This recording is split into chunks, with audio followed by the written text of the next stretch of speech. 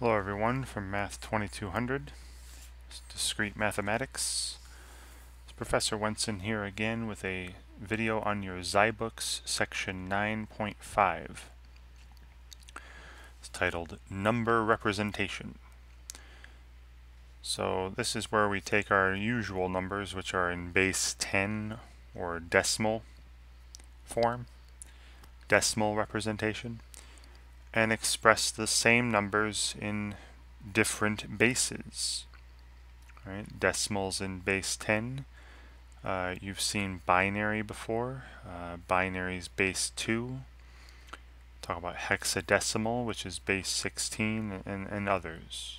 Right? So as I mentioned, our number system represents integers in decimal notation, in which each number is represented as a sequence of digits. Right? The set of digits has 10 symbols, base 10, 0 through 9. The place of a digit in the sequence represents its value. The rightmost digit is multiplied by 1, which is 10 to the 0. The digit second to the right is multiplied by 10, or 10 to the first. The digit that is kth from the right is multiplied by 10 to the k minus 1 power. For example, the number 256 represents 2 times 10 to the second, plus 5 times 10 to the first, plus 6 times 10 to the 0. And this is, base 10. Well, now we're going to change these 10s to other bases. You change the 10s to 2s, you got base 2. And the digits in base 2 can only be 0 and 1. Right? The number of symbols you can use, the number of digits, is the number of the base. A digit in binary notation is called a bit, right? So it's a 0 or a 1. In binary notation, each place value is some power of 2, right, instead of 10. For example, the binary number 1011 corresponds to 1 times 2 to the third, plus 0 times 2 to the second, plus 1 times 2 to the first, plus 1 times 2 to the 0, which would be in decimal equivalent be the number 11. So the number 1011 in base 2 is the number 11 in base 10 in the standard decimal notation. In fact, any integer greater than 1 can be used as the base of a number representation system. Numbers represented in base B require B distinct symbols for the digits, right? And each place value is some power of B. The fact that every integer greater than 1 gives rise to a unique system for number representation is summarized in this theorem. So here, fix an integer b greater than 1. Every positive integer n can be expressed uniquely as some multiple of b to the k plus some multiple of b to the k minus 1 plus so on and so forth, where each of these coefficients, the a0, a1, ak minus 1, ak, are numbers from 0 to b minus 1. Right, 0 to b minus 1 only. Like when it's in base 10, like you're used to, the digits are numbers 0 through 9. When it's base 2, binary, the digits are 0 and 1. Alright. The representation of n base b is called the base b expansion of n, and is denoted by, you got some parentheses around the digits, and then a subscript afterwards telling you what the base is. So they have an animation below. I'm just going to write out on paper what's going on here in this animation. Okay, so we have this, in parentheses, the number 2012, or 2012. And this number here, as a subscript, is the base. So we have base 3. And if it's base 3, that means that your digits, right, the symbols that can be used are either 0, 1, or 2, and that's it. So that's why you're seeing only 2's, 1's, and 0's in this representation. Okay, now if I want to convert this to what we're used to, right, to a decimal form, base 10, we can write out first the expansion. This 2012, base 3 means this. It's 2 times 3 to the third. Again, whatever place you are to the left, you multiply by a power of 3 that's, a power of the base that's 1 less than that. So like this is the 4th place to the left. So I'm going to multiply this digit by 3 to the third. And the 3rd place to the left, I multiply by 3 squared. And then the 2nd place to the left, I multiply by 3 to the first. And then the final place, the 1's place, you multiply by 3 to the 0, or just 1. So it's 2 times 3 to the third, plus 0 times 3 to the second, plus 1 times 3 to the first, plus 2 times 3 to the 0. And then we can write these, now we can convert to numbers that we're used to. Base 10, this is 2 times 27, plus nothing, plus 1 times 3, and then 2 times, again, any number that's not 0 to the 0 power is 1, so this is like 2 times 1 at the end here, so just 2. So what do we have here? 54 plus 5, this is 59. Right. Now this is base 10. When there are no parentheses and bases written like this, it's base 10. It's decimal. Right, base 10. And you're seeing the digits, 0 through 9 showing up. So these are representing the same number, the same amount of objects. This 2012 means I have 2 groups of 27, no groups of 9, 1 group of 3, 2 groups of 1. Whereas this means I have 5 groups of 10, 9 groups of 1. Either way, they'd be representing the same number of objects, 59 objects if we're talking typical decimal. All right. So that's what they're showing you in this animation here. Right, so that's all equal to 59. All right. So they're asking us here to do the same for these. I'll just do one more of these. You can do others. Match each expression to its decimal expansion. So I'll pick the base 7 one here. So here we have, again, the base is 7. So that means that the digits that can be used in the representation are 0 through 6. Can't count, there's 5 and 6, right? So that's why you're only seeing digits here in this representation, no greater than 6. Alright, now this is base 7. So when I write out the expansion of this, right, what does this 116 mean? This means I have one group of 7 squared. Again, that's 3 places over, so it's representing the number of 7 squareds. I have 7 to the seconds. Plus, I have one group of 7 to the firsts. 1 times 7 to the first. And then finally, plus 6 times 7 to the 0. Right, 6 ones. So in decimal, right, when I write out my usual numbers without the parentheses and the bases, this is 49, right? 1 times 49 plus 7, 1 times 7 plus 6. So this is 49 plus 13, that'd be 62 in decimal.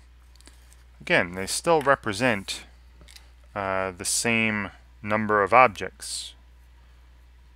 Right? They're 2 different representations of the same thing.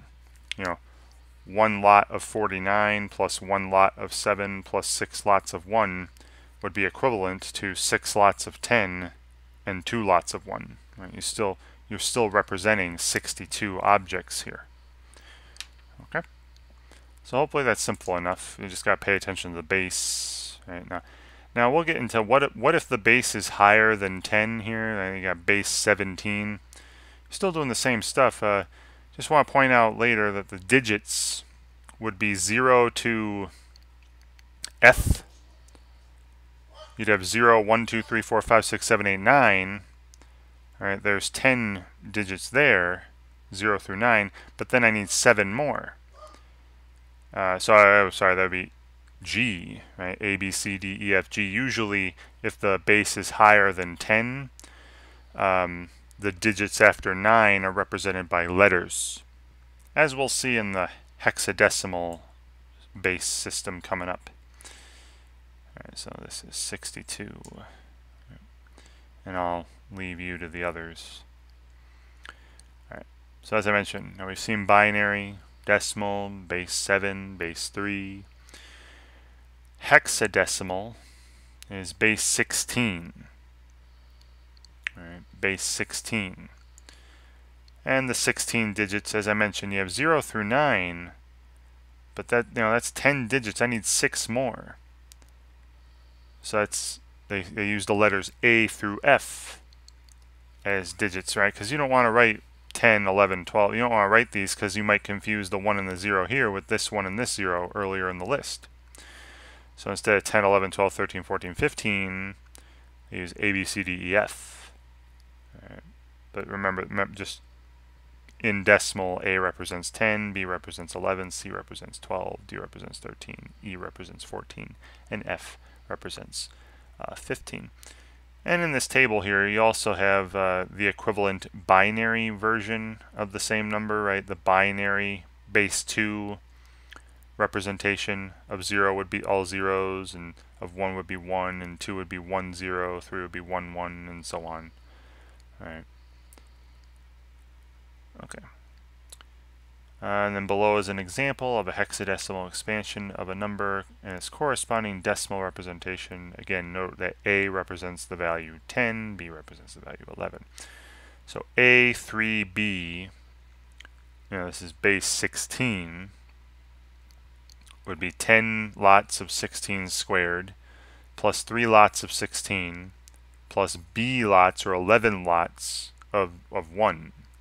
And putting those together, you have this A3B hexadecimal representation of a number represents 2,619 objects. Right. And 4E0F would be 4 lots of 16 cubed. E represents 14, right? So it's plus 14 lots of 16 squared, plus no lots of 16 to the first, and then plus F, 15 lots of 1. So 4 times 16 cubed plus 14 times 16 squared plus 0 times 16 to the first plus 15 times 16 to the 0. So that's representing 19,983 objects, right, in decimal. Now, there's a nice correspondence between hexadecimal and binary expansions. They've already kind of shown you that up here in this chart. But because 16, right, the base of hexadecimal notation, is an integer power of 2, the base of binary expansions, there is an easy way to translate between the binary expansion and the hexadecimal expansion of a number. Each group of 4 consecutive bits, right, in binary can be grouped together and translated directly into a hexadecimal digit according to this table above, or if you just remember what they are. So groups of 4 bits are used because 16 is 2 to the 4th. The grouping begins at the rightmost bit. If the number of bits is not a multiple of 4, then leading zeros can be added so that the leftmost group has 4 bits. So they give you an example here where here's a number in binary, this is the, what, 17th place over. So this would be 1 times 2 to the 16th, plus 1 times 2 to the 15th, plus 1 times 2 to the 14th, plus 0 times 2 to the 13th, etc. Right, there's a number in binary, and they said if you wanted to convert this to hexadecimal, just look at from the right, group it into groups of 4, and then 1 0 0 0 here is, 1 times 2 to the 3rd, that's 8. And then 1 1 1 0, the next group of 4, represents 15, which is E in hexadecimal. Then 0 1 0 1, the next group of 4, represents just 5. Then 1 1 0 1 would represent, what, 8, 12, 13, which is D. Right.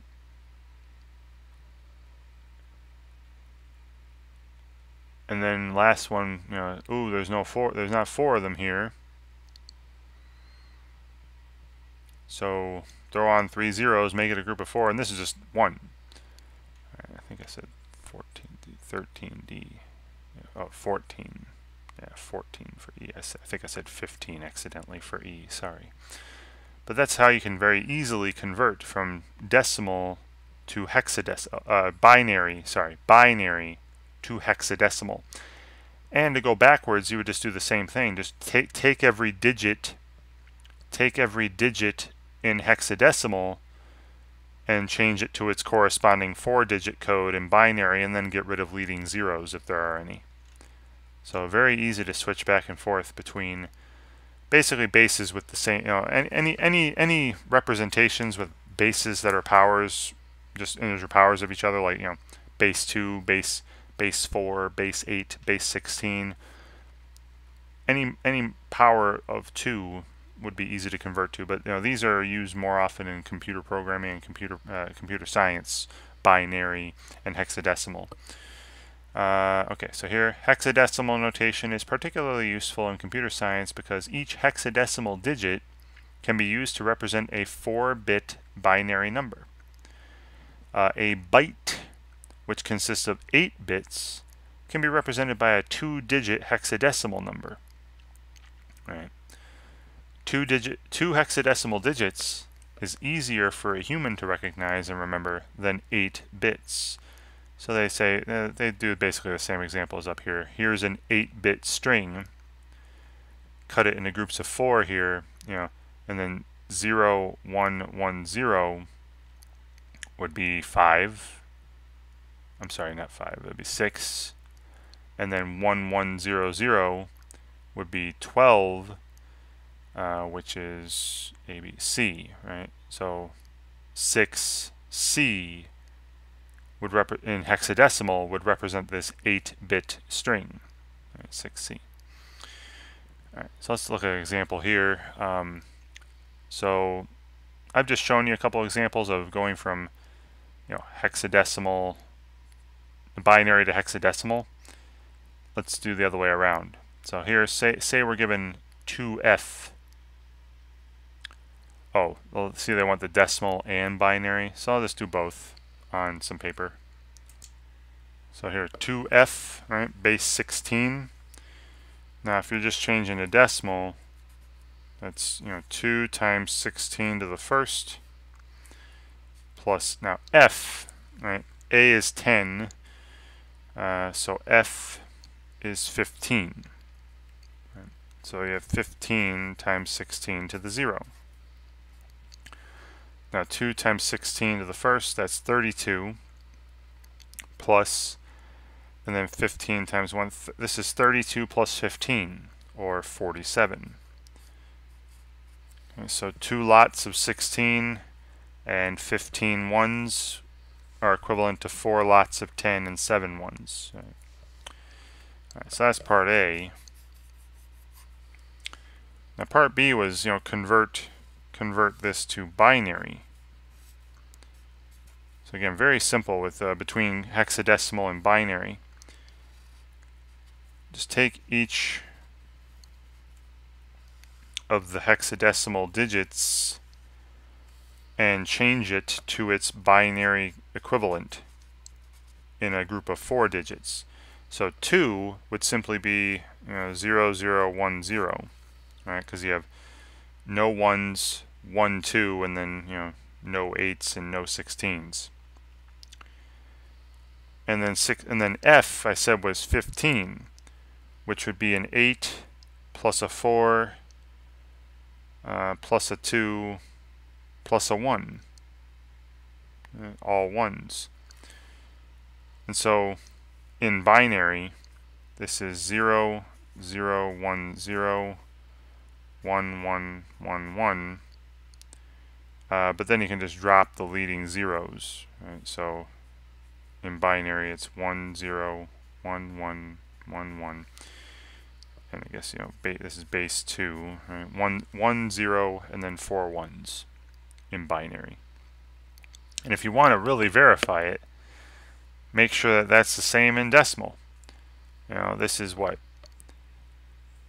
1 plus 2 is 3, plus 4 would be 7, plus 8 would be 15, then no 16s, and then plus 32 would be 47. These are the same number, just represented with a different base. Right. So again, here the decimal expansion, 47. The binary expansion, again, getting rid of those leading zeros after I converted each hexadecimal digits to its corresponding 4-bit string, is 1, 0, 1, 1, 1, 1. Again, this was go the other way around. Take the first 4 on the right there, and then the next 4, which would be 1, 0, 1, and then throw a leading 0 on, and just convert them to their hexadecimal digits. All right. And you're in the challenge activity, has to fill in certain blanks, like this would be 0, this would just be 7, right? Remember 14 was E. Oh, I missed one. Darn it. Alright, pay attention. I missed one. Yeah, so 11 was B. Yeah, so let's just the next one. Yeah, so I'm filling in the blanks. Looks like for this one with hex. Let's jump. See what the next. Now this one's fill in the binary. All right. I don't know if you have to do all 4. Like this would be 0, 7 in binary. It'd be 1, 1, 1. Alright, because that's 4 plus 2 plus 1. 11 in binary. 8, no 4s. 8 plus 2 plus 1, so 1, 0, 1, 1. And 13, 8 plus 4 plus 1, 1, 1, 0, 1. Alright. I think that's all. Oh, okay, so it does. Alright, so look, it does want the 4-bit version. Okay, so put your leading zeros on. Put your leading zeros on. So they got the 3 zeros there, the 1 0 there. All right. So they do want, just like you can just refer back to this chart here for these challenge activity problems. Let's see what the last level looks like. Yeah, this is the same thing. Just again, just decimal, binary, hex. You can just keep referring back to this chart here then, and make sure you're entering the 4-bit code for binary. All right. Next part, we're converting decimal number. So far we've just seen how to go from base 7 to base 10, base 8 to base 10, base 16 to base 10. Right? We've gone from one base to base 10. This is converting the other way around. Right? If you're given a decimal number and asked to convert it to base B, well, it's just repetitive. You just keep dividing by B. Just keep dividing by that base. Because if you take a look at this, the base B expansion of a number, if I divide by B,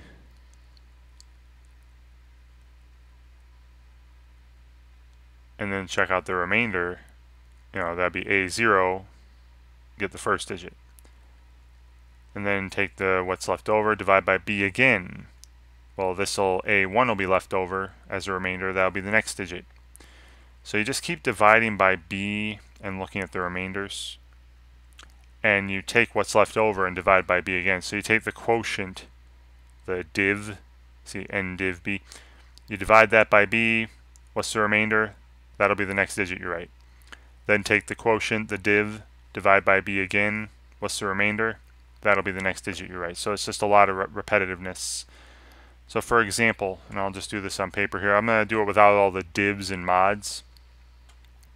I'll show you a very quick way to do it with some long division symbols.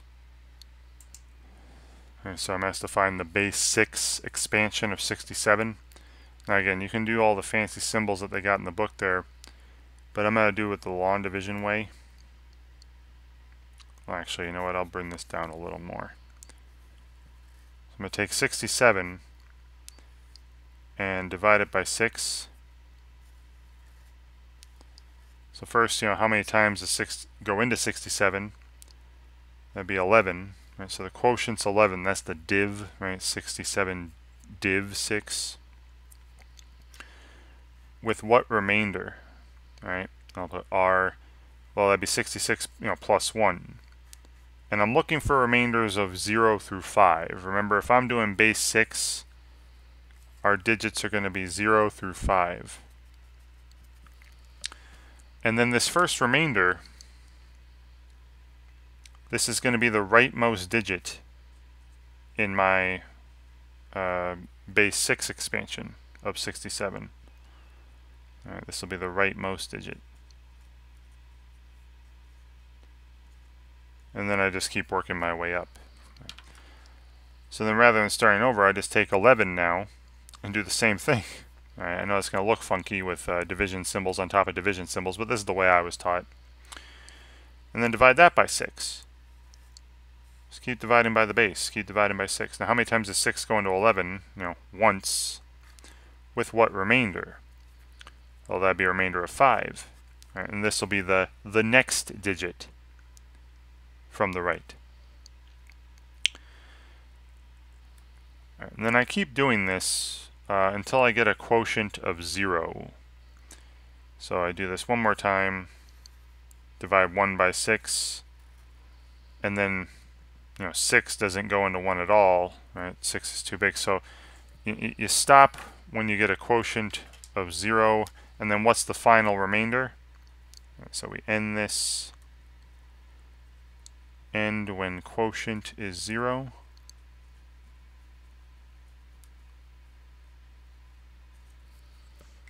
And what's the final remainder here? Well, 6 times 0 is 0, plus 1. And then my 67 then, so 67, if I'm writing it in base 6, is 151. Is 151 base 6. And you can check that out, test it out. This would be 1 plus 5 times 6 is 30, so 31, plus 1 times 6 squared is 36. 31 plus 36 is 67. So this checks. Right? But yeah, I like doing it this way. Right? You can do it the way they have, but I think they do a lot more writing than I do. So same thing here. Find the binary expansion of 27. So I'll just do this one more time.